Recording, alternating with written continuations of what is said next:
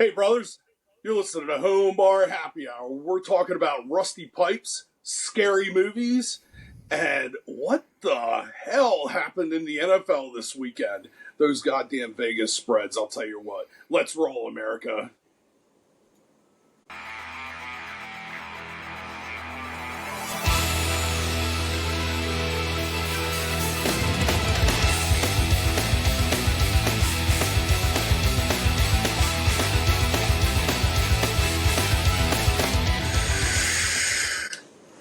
All right, let's roll indeed. Man, what a crazy killer game. We'll talk about it, Mike. But thank you guys, everyone, for stopping in, hanging out at Happy Hour. Make sure to hit a like, a subscribe, all that good stuff. If you're listening on a podcast service, a review helps us out a ton. But yeah, Mike, do you want to just jump right into that, right into the Monday night game? Yeah, I just want to, like, as everybody knows, we are constantly working to make ourselves to improve this show. And as you can tell, the Gulag over here has a new system running on here, and we're still working out some kinks with it. But we got better picture, better sound, better quality, and I hope you enjoy it. So thank you for We're bearing all with about quality over here, for sure. Yes. So let's get into this. Not one single spread covered this past weekend. Do you know how much Really? money Vegas? Oh no, I'm talking about like the large, like the large spreads, like over 6 points. Yeah. Like everybody, everything was within the spread. I'm like, this is Vegas won like $50 billion. They got paid Vegas, this weekend.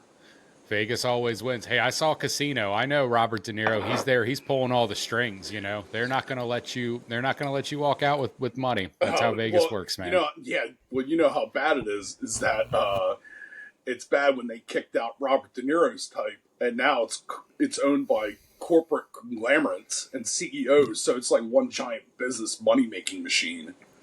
Yeah, I don't know if that's worse than the mob or not, but yeah, that's who's running it now, and they ain't losing money. That's for sure. They might not break your legs, but they'll come steal your house. And that's why the NFL, like the coaching systems, all these like they're all running off of analytics because that's what runs off of the spreads and everything. Like it's all analytics. Like they're playing Moneyball, you know. Yeah. Worked for Billy Bean. The Eagles absolutely sucked. Dude, we absolutely got zero pressure. Who was it? Thomas Booker, who played like 9 snaps. Like he recorded more tackles and more pressure than our whole defensive line all game.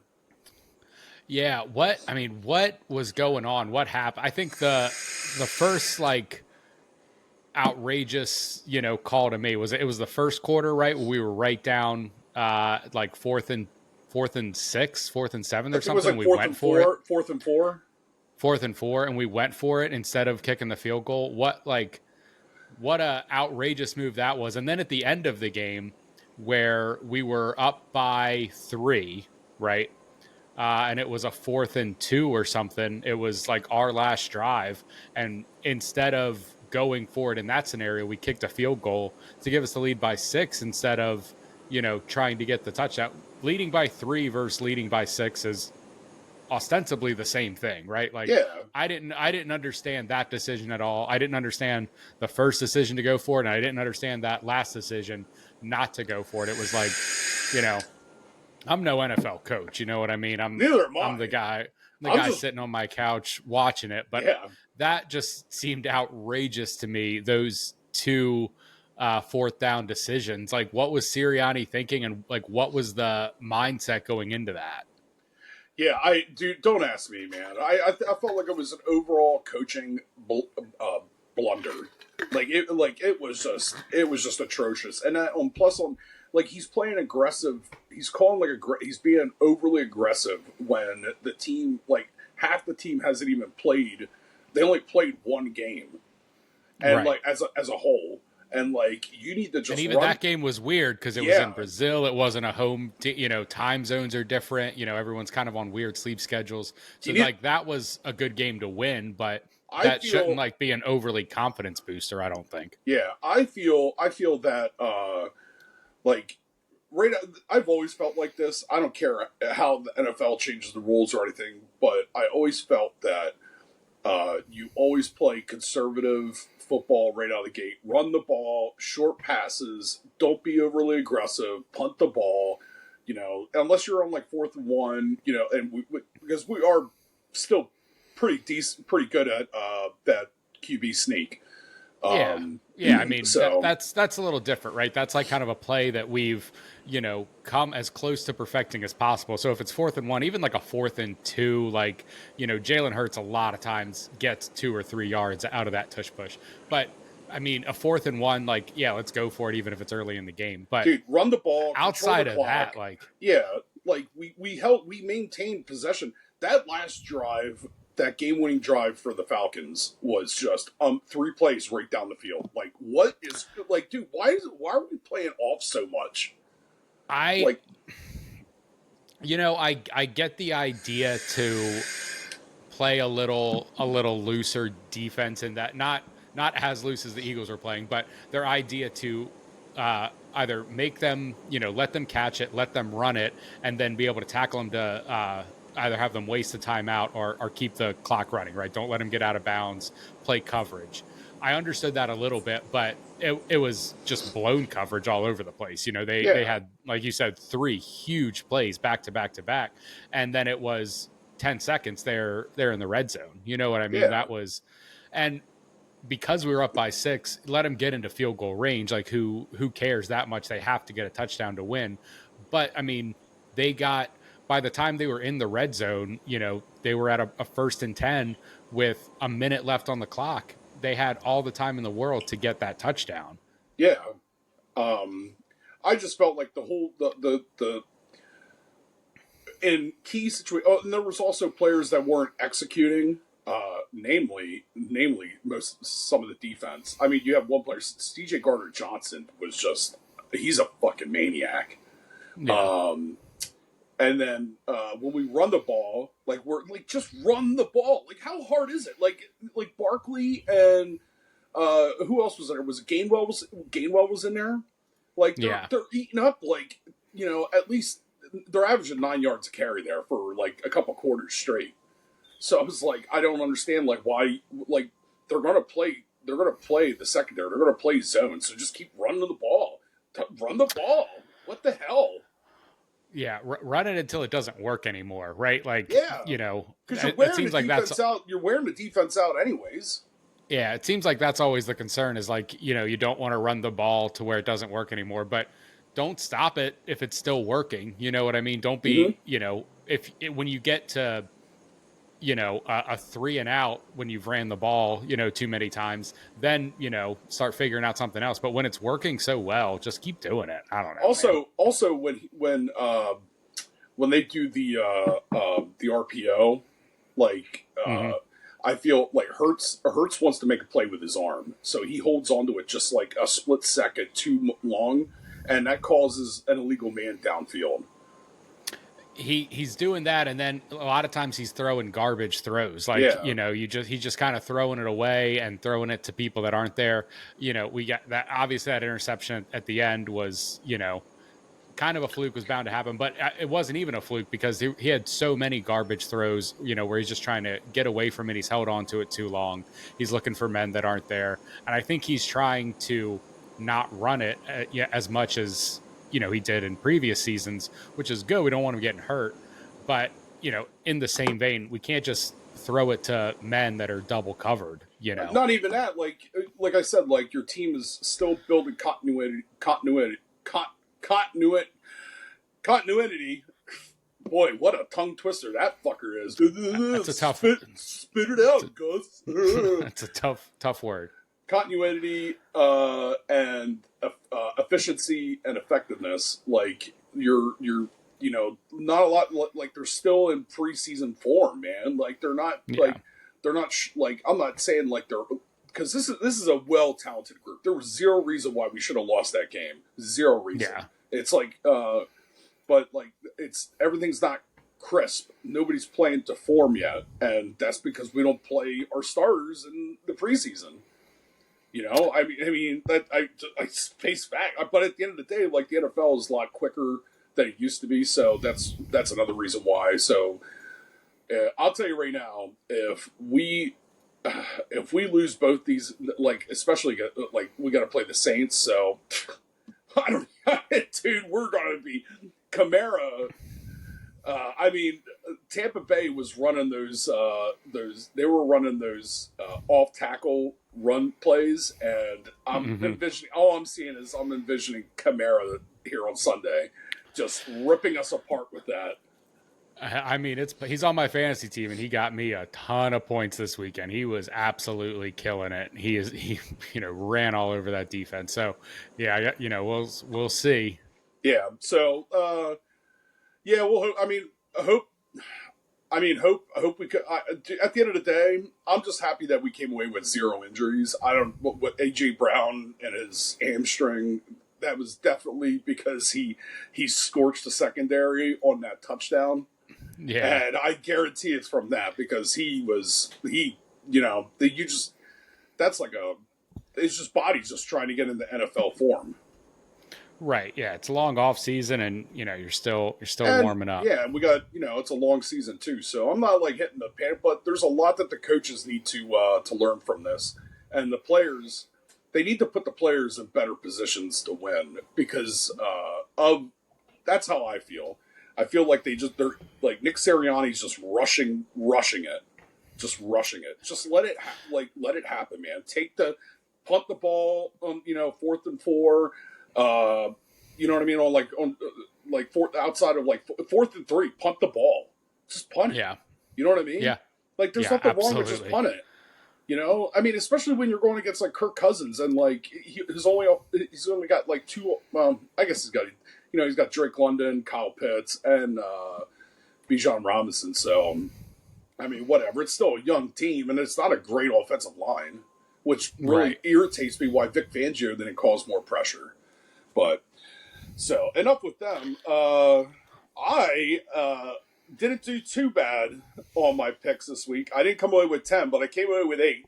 And you know why? Because after the 1 o'clock games, I'm like, this is bullshit. I just went in there and changed all my fucking picks to inside the spreads. So okay. I didn't even pick the spread. The picks that I had last week, I just changed in the middle of the day. So, I mean, let me get back in here. Come on, stupid ass. So I am still number 1, still at the top. I am now 18. Tied at first with 18. So let's go down here to the Stone Cold Gulag NFL pick locks. I'm taking the Patriots +6 against the New York Jets. I am taking. Probably safe bet. Yep. I'm taking the Giants +6.5 against the Browns. I'm taking the Packers +3 against the Titans. I'm taking the Bears +1 against the Colts. Oof. I don't know. Yeah, no, I'm going to switch that one up. I'm going to go with the Colts. Yeah. Dude, the only reason I do this is because the Colts didn't even play great last week, or here week 2. And I have a feeling like the Bears' defense is kind of sneaky. They're really sneaky. So, but I'm going to switch that up. I'm going to go with the Colts.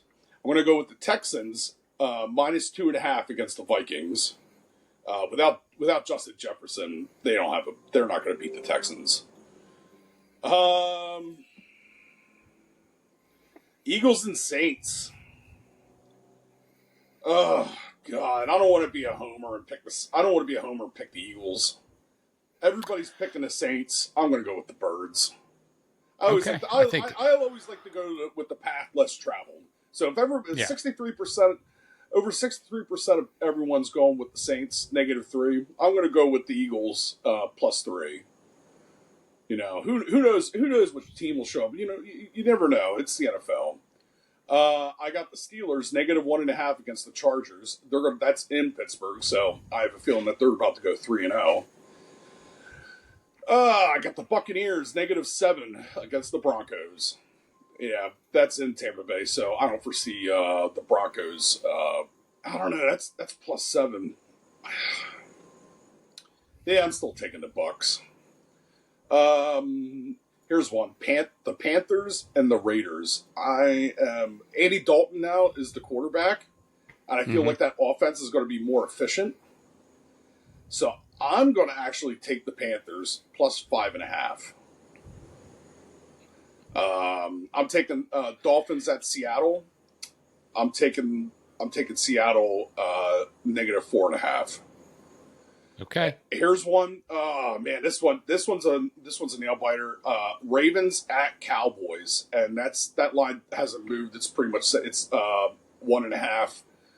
I'm taking the Ravens because I hate the Cowboys, but the Cowboys are probably going to win, so whatever. Okay. That means one of those teams is going to start off 0-3.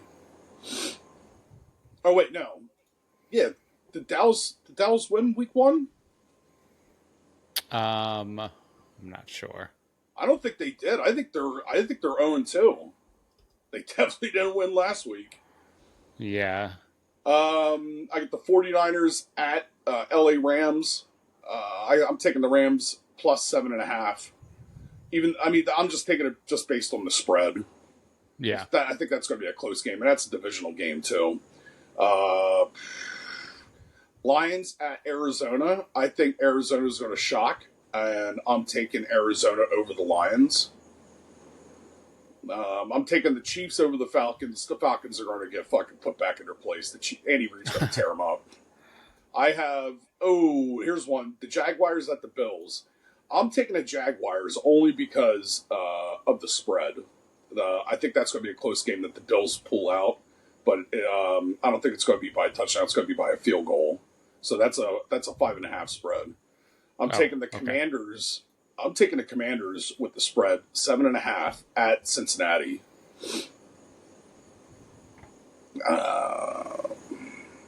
Yeah, with the spread. With Cincinnati still winning 21-18. That's the score I picked, but it's not going to be. That's going to be a close game too. I think the Commanders will score 2 touchdowns, and then I think a touchdown, a bunch of field goals.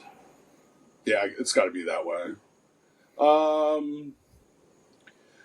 Yeah, so yep, that's why those are my picks, ladies and gentlemen. Lock them in. Lock them in. Unless Mike switches them halfway through Sunday. I know. Is that considered cheating because I put him out here on the air? I mean, you called your shot and then you changed your shot. It happens. I went with the obvious picks. And then like Vegas wants to screw job everyone, but that was absolutely terrifying though. Maybe last week. Maybe that's the key. Just bet opposite of what you think it's going to be, like Costanza. Yes. Hey, if I'm doing everything the opposite has to be the right. It's got to be the right way. It's got to be the way to go with it. So speaking of, and then at least the Phillies came out with a win last night, but they also lost on Tuesday or Monday night too. Monday, so, yeah, what an atrocious night! Terrifying. Speaking of terrifying, tough. You started watching any scary movies lately?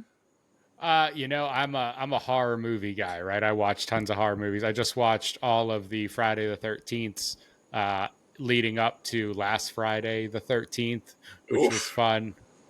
Love those. You don't like those movies? Like the first two. I like the first two. The first two are they're classics. But I like them when they get wild, man. There's like when he's in Manhattan. Dude, I love that one. That one is so crazy.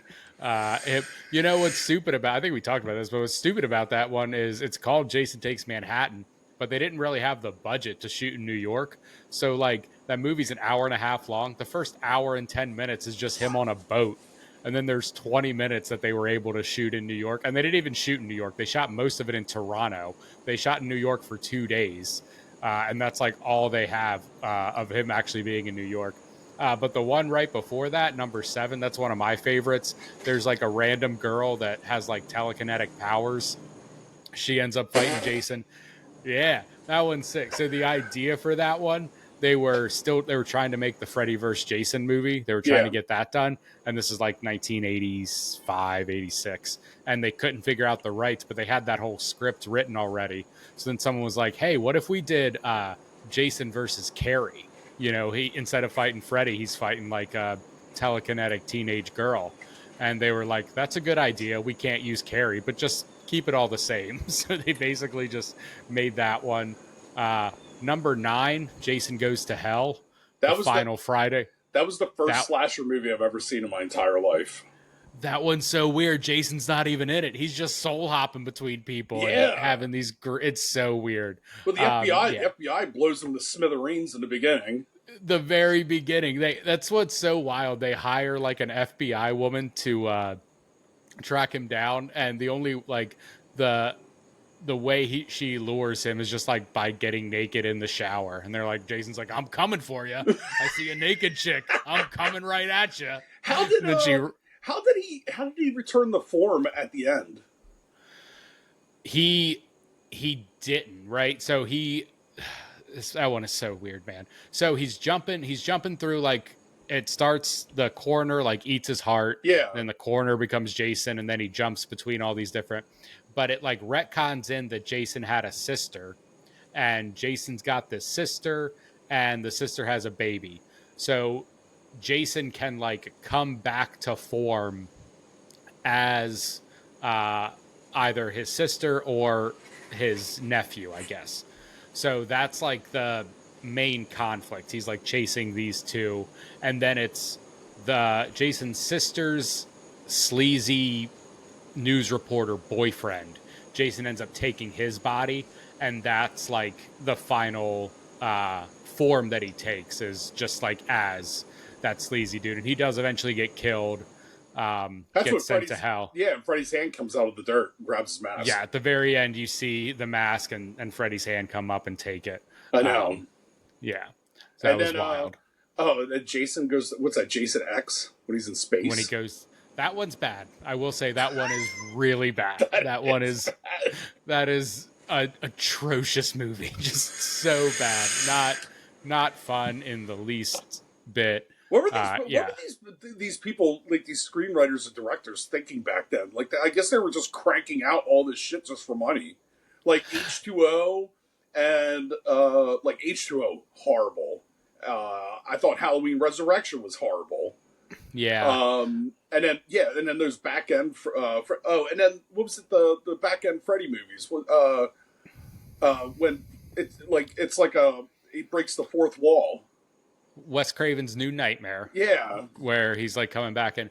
So, I mean, these slasher movies, right? The Friday the 13th, the Chucky. I think like the Child's Play movies, the Chucky movies actually do it the best. But once you do like 3 or 4 of them where these movies, right? Like the killer is technically the hero. Like that's why people are coming to the movie, to see the killer, to do these kills. And then there's a final girl that finally beats him. Like they all follow the same, basic plot.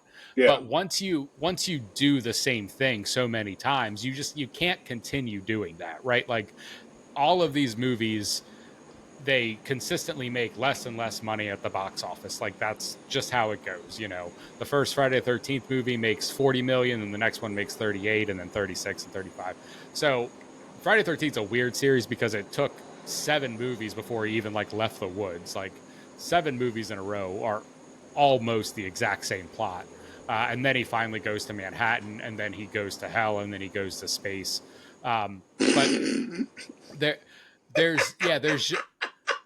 there's nothing you can like really do like with the character. And that was like, I was saying the Chucky movies, I think did it really well. They did those first 3 Child's Play movies that were like, just, the same thing 3 times in a row. Yeah. And then they were like, well, what are we going to do next? And they did The Bride of Chucky, which is like, this isn't scary anymore. People have seen the character too much. He comes back to life. There's no, real stakes anymore. Let's turn it into a comedy and let's go bonkers with it, off the wall. And that like really worked, and it continued to work for the series. Even like the TV show, the Chucky TV show is like pretty good, but it's not a horror TV show. It's a horror comedy. It's a comedy show that has some blood and guts. I don't know if you ever watched the Chucky show? I saw. So I saw the first one, which I thought was really good, and The then first season? oh no, I haven't seen the. I haven't. No, I just watched the movies. Oh, I just okay. so I watched the first Chucky, and then I watched what is it? The or when he's the resurrected with that chick, and then they both become satanic doll. Yeah, that's Oh, Bride. That's Bride of Bride of Chucky. Chucky. Yeah, the Bride of Yeah, Chucky, and then I saw the Cult of Chucky. That I thought was. Cult of Chucky was really good. I thought I that one thought was it was. great. When the Yeah, I mental thought it was good. institution. Yeah, it Yeah, wasn't bad. I thought it was good. And then I saw the new Chucky, the new one the new movie that came out. I that thought was that like was horrible. It was just yeah, a that was mechanic. really bad. Yeah, because it was supposed to be like an evil person, inherits this doll by Yeah, soul. With the new reboot, it was an evil like a doll that just malfunctions. it was AI, right? Yeah, Yeah, which is stupid. yeah. Um, I think you should watch the show. I think it's on Peacock. But like, there's an episode in season 2 where they do like a murder mystery type TV show, and they bring in like Joe Pantalone from The Sopranos, and Gina Gershon's there, and Jennifer Tilly and her sister, and it's just this whole thing. And throughout the show, like, they're continuing to break the fourth wall, and it's Liv Morgan and Chucky the doll are like on a couch narrating the show like while it's going on. Oh It's my like god. it's just bonkers. And then Chucky just murders Liv Morgan. It's great. Uh, so what was it? The recent movie. So I'm always like I like the was it the Trick or Treat movie. Trick or Treat's great. Yeah, Yeah, good one. and then there's the spinoff, Tales of Halloween. That gets Uh a huh. little bit too much when it's like just like the screaming and like all this like it's just like shock value type of Yeah, gore. Like it's not entertaining to me. I like the yeah, plot. I like the plot. I like the you know what I mean. I like some gore and stuff, but sometimes it's like overkill, and it's just yeah. like oh my god, it's like my fucking head. My head just I start getting migraines because it's like all right, this isn't even entertaining anymore. But Tales of Halloween's all right. It's all right. Whatever. I mean, it is what it is. But one movie. So I did. I know I dropped this at a previous podcast, but based on how miserable I was Monday night after the game, and I was drinking, and I didn't feel like going to bed, I was like, you know what? I'm going to go down a dark path, and I turned. I turned on. I put on Terrifier, dude. I didn't even make it in like 25, 30 minutes, and I'm just like, yep, fuck this. When the two girls are actually kidnapped and he's got them all prepped, ready to, I'm like, nope, sorry, I'm done. I'm I like, yeah, I can't watch this. This is fucking disgusting. I don't know how. is that is that the first one? Yeah, no. Was it first one All Hallows Eve? I don't know. I know Yeah, there's a Terrifier, and there's a Terrifier 2, and then there's a Terrifier 3 coming yeah, out in yeah. like Which October I or will something. not be. Yeah, I will not be watching that bullshit. Yeah. No, I haven't I got to draw the line. I I was haven't like, seen the first one. I did see the second. I'll probably go back and sickos, watch the first one. Yeah. sickos make those movies. That is true. Yeah, It's up there for it. Yeah, it's all shock value, right? I mean, it's the same as what are like the Hostel movies and Human yeah. Centipede. It's all just like trying to get a rise out of I heard people. about Human Centipede. I'm like, ugh, that seems fucking foul. To to be honest, the first Human Centipede wasn't that bad. It was a very sick, twisted, disgusting plot, but what was actually shown on screen was pretty contained for what it was. The second and third just really go off the walls. I don't think I even finished the third. I watched the second one, and it was um, just shock value for the sake of shock value. Bro, you want to talk about shock value? How about what happened here today and over this past the weekend? All those fucking those Hezbollah terrorists, you see that shit? All their fucking beepers exploded. Yeah, I don't know how that happened. I don't know what happened, but That I is insane, dude. So apparently Israel is that they were behind this, and it I mean, when you're talking about psychological and you're just trying, like, total minimal, like, they absolutely minimalized. I mean, unfortunately, there was one child that was killed, but, dude, simultaneously took out, like, it was 3,500 terrorists in one fucking day, and then they just took out, like, 2,500 today. That's crazy. That is. So apparently, like, they manufactured all these beepers to get and then Hezbollah bought them all from in Taiwan or some shit like that. But they put like 2 ounces of explosives in each one, and so they just set them all off at once. Yes, isn't that wild? That is wild. Yeah, that's insane. And they were kind of hoping that when they pick it up and they look at the beeper, I mean. Somebody's like, what the fuck is a beeper? Well, you clearly were born after fucking 9/11. Yeah. But, like, if you're looking at a beeper, they're kind of hoping that they look at it and it goes off right next to their head so it kills them. But the majority of the time, they're right there, right in their pockets or on their hip. Dude, can you imagine? Dude, just imagine just being there. This fucking guy got his dick blown off in the middle of a fucking produce section of the fucking grocery store. Yeah, I don't... Picking out a fucking orange. That's insane. You got to be careful who you're buying your beepers from. That's for sure. Well, good for them for buying those beepers from them because we don't need those fucking people around in this world. Dude, this is like kind of adjacent. I don't know if you heard this story. I just heard it on like this podcast I was listening to. So there was a line of cell phones. I don't remember the exact name of it, but it was basically like a completely encrypted service, you know, for drug dealers or murderers or whatever. Like it was a phone to do illegal shit. Like that's how it was marketed. They had like major drug dealers like marketing it all through like black market channels, you know. So these cell phones like start selling like hotcakes. They're doing crazy good. They're like doing super well. And then all at once, the bottom just falls out of it. The FBI actually produced and made these cell phones. So they had like all of, you know, this data. They had all of this drug trafficking information, sex trafficking information. They had like everything. And, you know, they were, you know, stopping hits before it would happen. But they were like also like kind of continuing to let drug dealers like bring drugs and stuff in. But it was really interesting it went on for like 3 years. It's like every criminal in the world was using the same cell phone and the FBI was catching all of it. It was insane. Yeah, that is pretty fucking insane. Yeah. But yeah, you want to know what else is insane? This is off topic before we get to the questions. So sure. I had no idea. Well, I know what they're doing here in my neighborhood. They're tearing up the water pipes and replacing them all and stuff like that. I had no idea that they already started on it.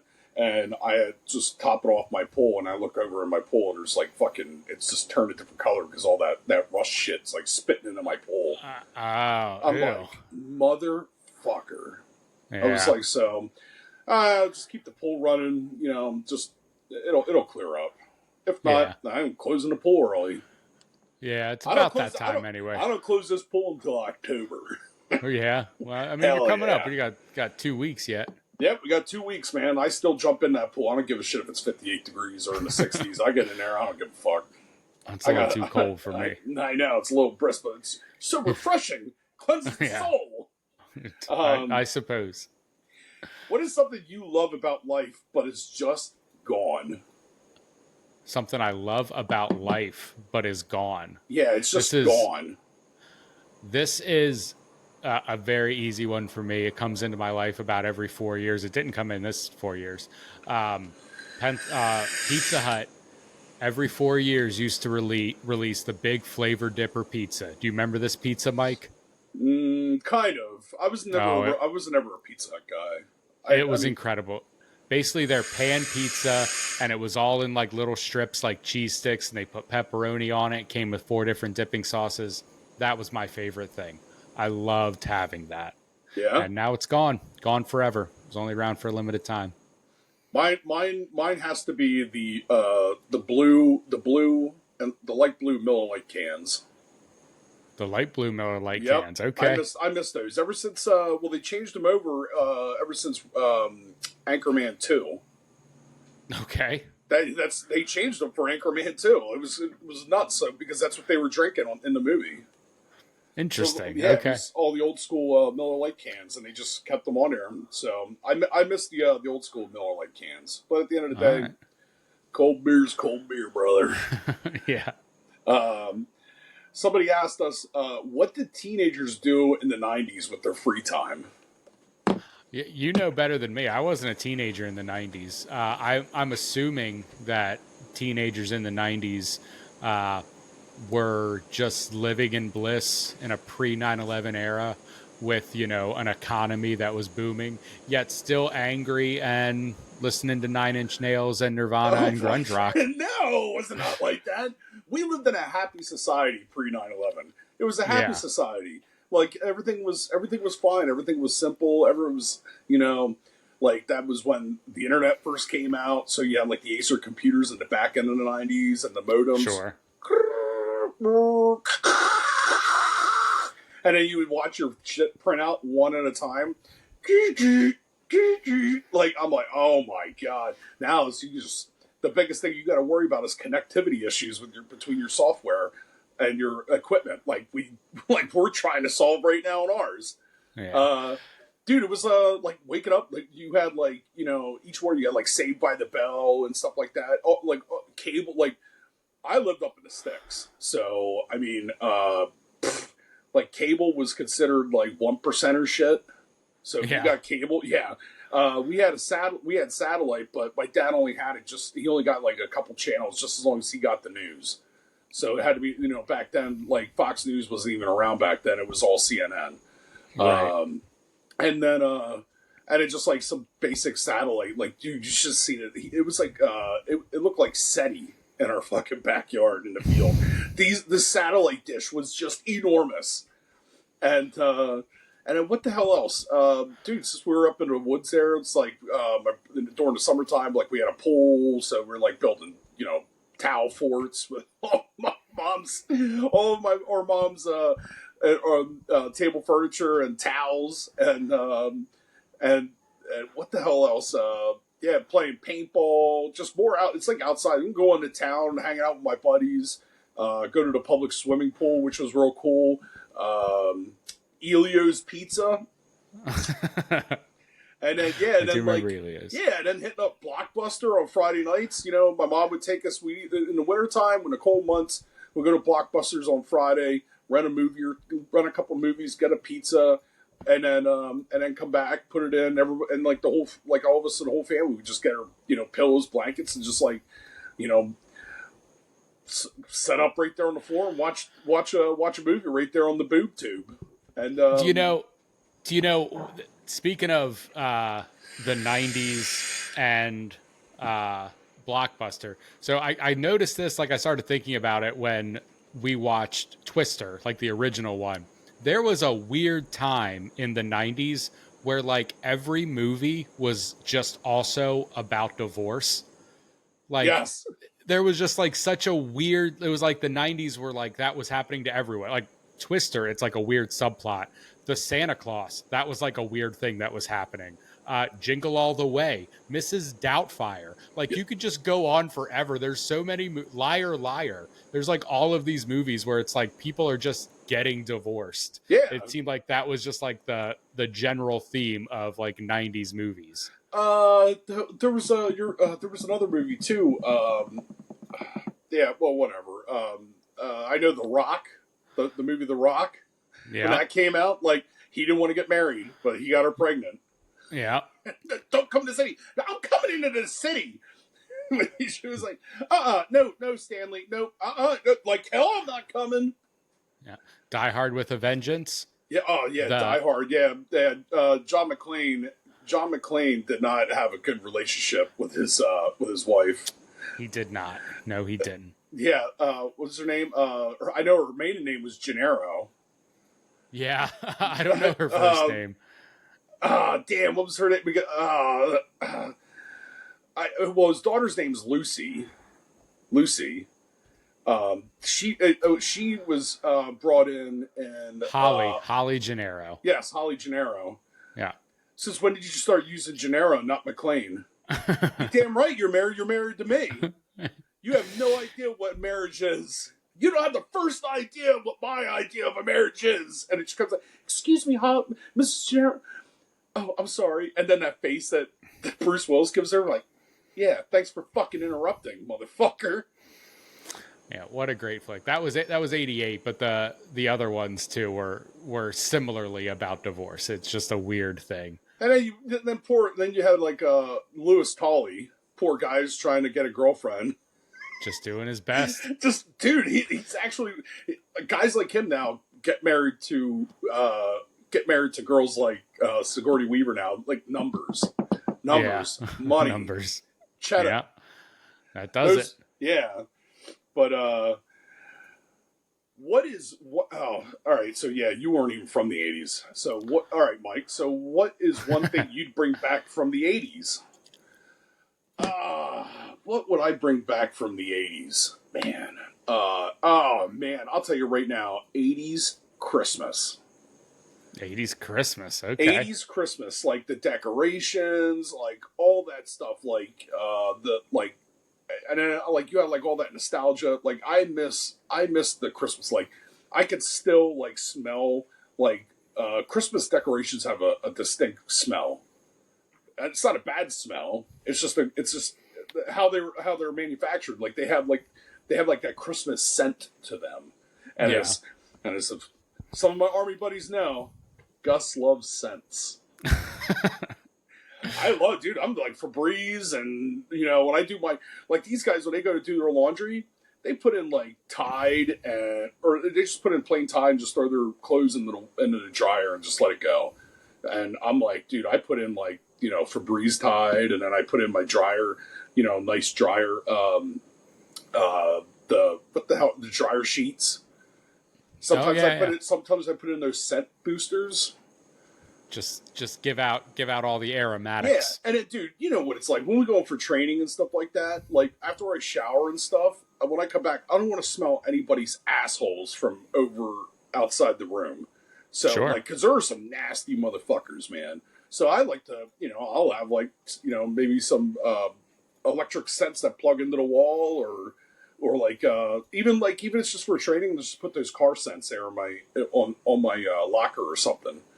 And they were like, man, what the fuck smells so good? Gus, he loves scents. That one goes out to Dutch. Yeah, just keeping it real. Yeah, right. Yeah, we got time for one more.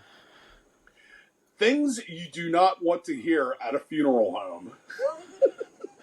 So I think I was thinking about that. The worst thing you want to hear, I think, when you're walking into a funeral home, if you're, maybe walking down in the basement or walking towards a casket, you hear someone say, "Hey, we got room for one more in here." I ordered like 2 husbands in 1 year. What are the chances? So you free to date? Oh, that's a good. I thought that was a good one. What's that Michael Myers movie? So I Married an Axe Murderer. That's exactly what that is. Another movie from the 90s about divorce. Yeah, the local one says, "Drive safe. We can wait." Across the front of the building. Oh, that's the title for a funeral home. A funeral home sign says, "Drive safe. We can wait." My mom is a mortician. She likes to say, "We are the last responders." Yeah, that's true. So yeah, some of these were good. Dude, I remember going to a late soldier's funeral, and she was only in the Army. She probably would know who I'm talking about, but I don't want to say. But yeah, so she had her issues, her substance abuse problems, and it took her. And yeah, so we went to the funeral and stuff like that, and so she was Russian Orthodox, and her grandmother came in, and she was dressed like something out of not The Conjuring, but what's that other horror movie? Nun? No. It has nothing to do with the Conjuring universe. It's like the other one. Okay. Their last one was The Red Door. Insidious. Oh, Insidious. Yes, she looked like a mini that the guy who dressed up like the old lady with the black gown on. Yeah. You know what I'm talking about? Yeah, like she looked like a slimmer, smaller version of her. I'm like, oh, whoa, what the fuck? And then, like, dude, so she's like straight up Russian, man. So she's like, she's up there and she's like, just, grieving extremely loudly. And it was when Belle was right behind her. So Belle's like, what the fuck? It was very weird. So I've seen a lot of, and then of course, then I look over and I see like all of like her friends from that urban area that we were at, and they're all like scratching her arms and shit, and I'm just like, oh boy, that shit's gonna get you. There should be a sign, man. Yeah, I mean, those are always the worst funerals, right? Anyone younger, anyone, so my dad's a pastor, right? So we tons of funerals in the church. We lived right next to the church.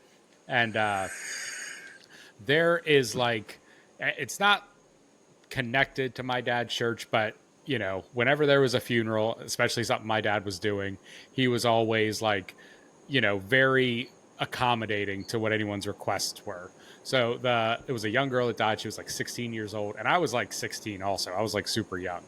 And so she passed away. So their tradition was like, it was the night before the funeral. They brought the body from the funeral home or the morgue to the church, stayed overnight in the church. But someone had to like stay up with the dead all night long.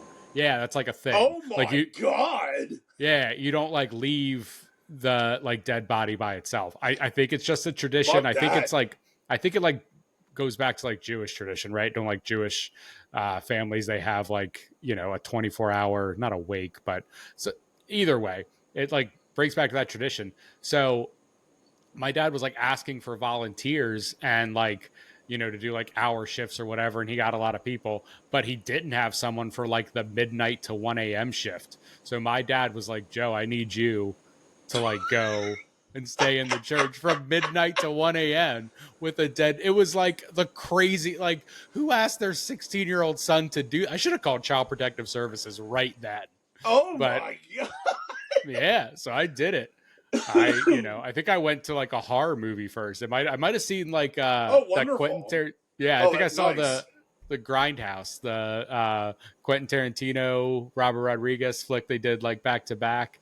It was Death Proof and something else. I think I saw that and then came back. The only thing that could be worse than that would be having to watch you'd have to stay out in the grave, out in the cemetery, just to watch the grave as it's like pre-dug out. You've never been to my house where I grew up. I mean, we were right next to the church and there was a cemetery like in our backyard, a huge cemetery. Yeah. One time we got in a ton of trouble, me and my friends. It was like a Saturday. They all came over and we were playing paintball like in the backyard. And you're playing paintball. No, you didn't. Dude, you're looking for cover. It eventually moved over to the graveyard. So we had just like a big paintball war in this graveyard. And my dad woke up the next morning and like looked and saw, paint markers on these gravestones and was livid. Me and my friends were out there, like 6 in the morning, scrubbing, cleaning off all these gravestones. You're lucky one of those souls that attached themselves to you throughout life. It may have. Maybe I'm cursed. Yeah, fucking haunt your ass. Oh man, shaking chains and shit. Now they're gonna come out. Now they're gonna break through that wall. Now we got ghosts in here. Chains and shit, fucking shaking. Oh man, I tell you what, that was a good paintball match though. We had a lot of fun. So, well, I think that's it for today, Joe. I think that's it too. Thank you guys so much, everyone, for coming in, hanging out at happy hour. Make sure to put in Gus's Stone Cold Locks and then check again with him on Sunday to see if he changed all of them around. Yes. But that's it for me. Hit me up on Twitter. Hit him up on Twitter. All right. See you guys.